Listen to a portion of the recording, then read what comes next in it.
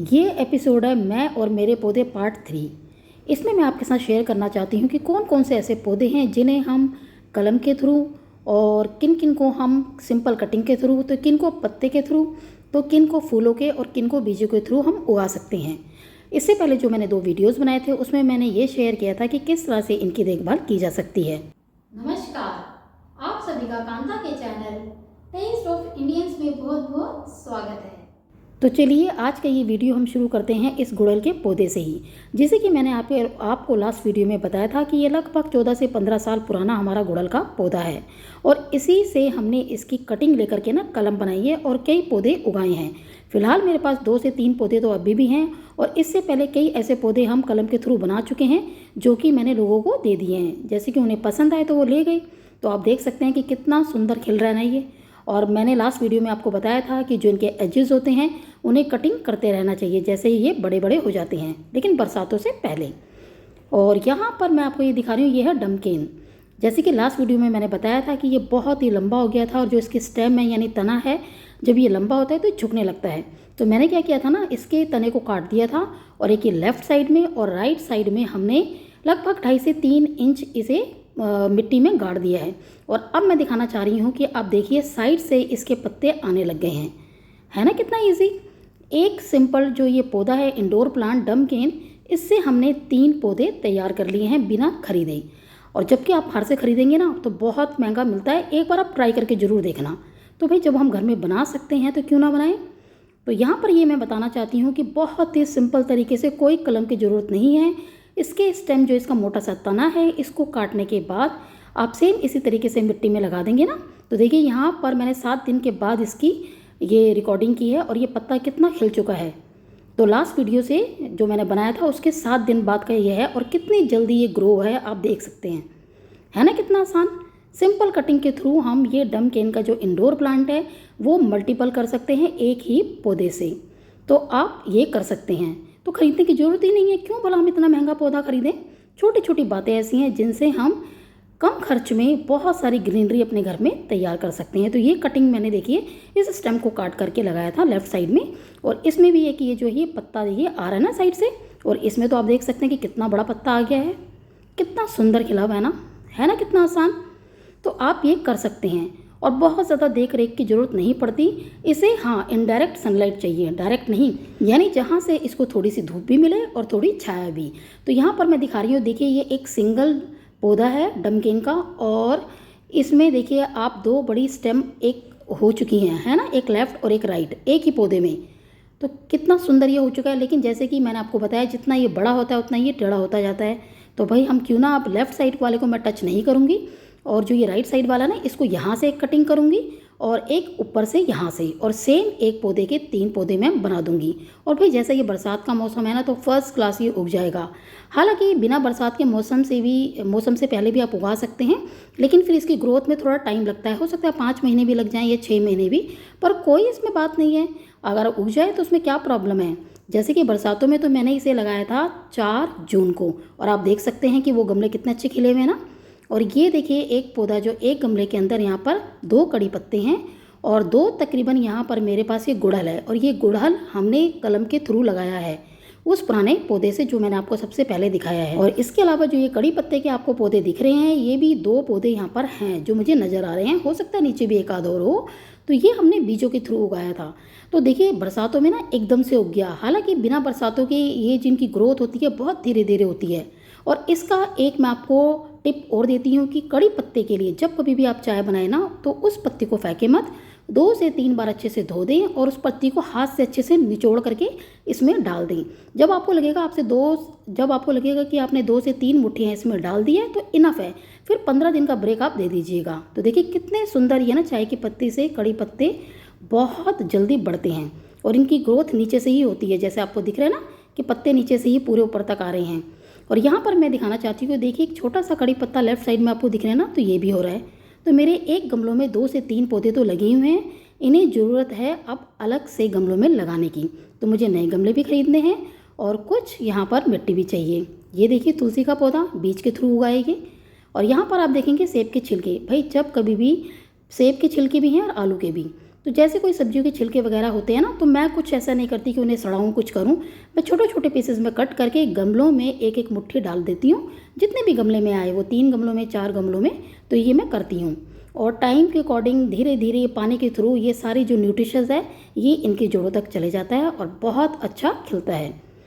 और ये वाला एक पौधा है, इसका मुझे ये एग्जैक्ट नेम नहीं पता, एक नहीं 2 हैं, एक है डार्क ग्रीन पत्ते वाला और एक लेफ्ट में जो है उस साइड पीछे वाला वो है लाइट ग्रीन, जिसमें कि पैचेस पड़े हुए हैं। एक्चुअली लगभग 2 महीने पहले मैंने इन पौधों की कटिंग की थी, दोनों पौधों की।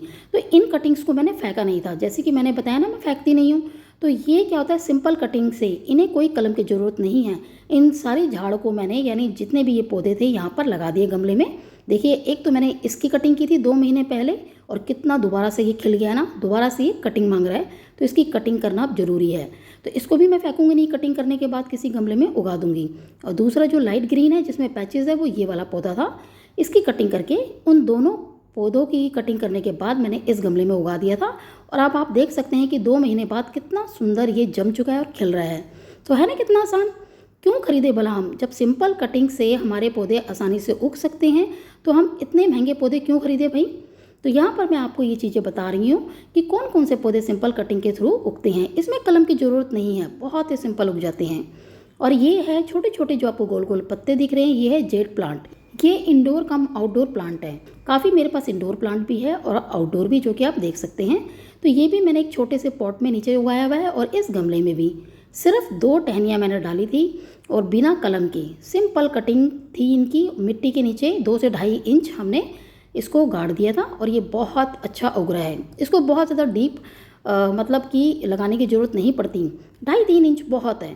और ये है एलोवेरा। ये तो मेरे घर में आपको बहुत ज़्यादा दिखेगा भाई, ये हमेशा घर में उगाते रहना चाहिए, क्योंकि ये ना केवल हमारी स्किन प्रॉब्लम को, बल्कि हमारी जो हेयर प्रॉब्लम्स को भी दूर करता है। और मनी प्लांट का भी देखो, मम्मी ने ना यहाँ पर एक डंडी उगाई हुई है, तो मैं यहाँ पर क्या करूँगी ना, 3-4 डंडियाँ और मनी प्लांट की लगा दूँगी, क्योंकि वो तो सिंपल कटिंग से लग जाती हैं, फिर ये भी खिल जाएगा।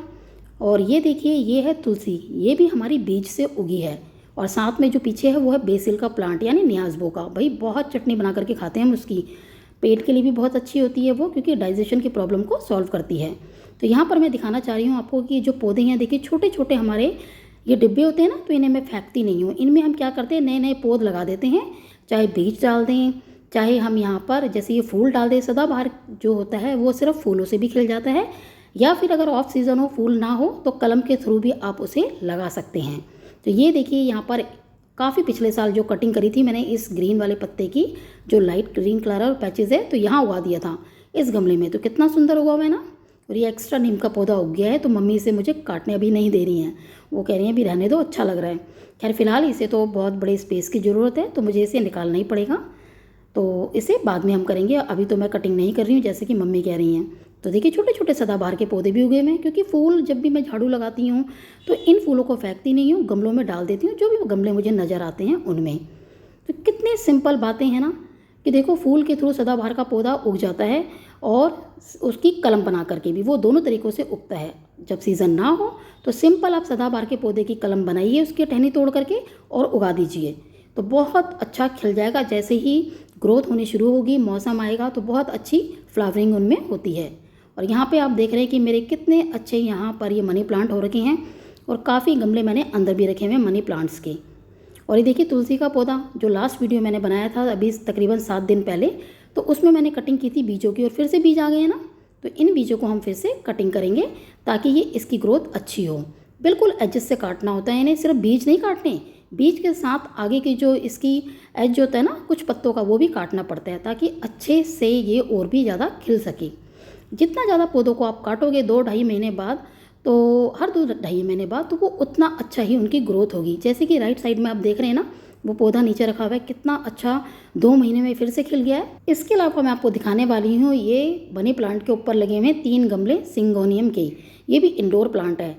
तो इनको, ये एक मेरे पास पौधा था, जिससे कि मैंने आज की डेट में 5 गमले तैयार कर लिए हैं, और ये बहुत अच्छा फिर से खिल गया है। तो मैं आपको बताऊंगी कि इससे भी मैं आप और पौधे बनाने वाली हूँ।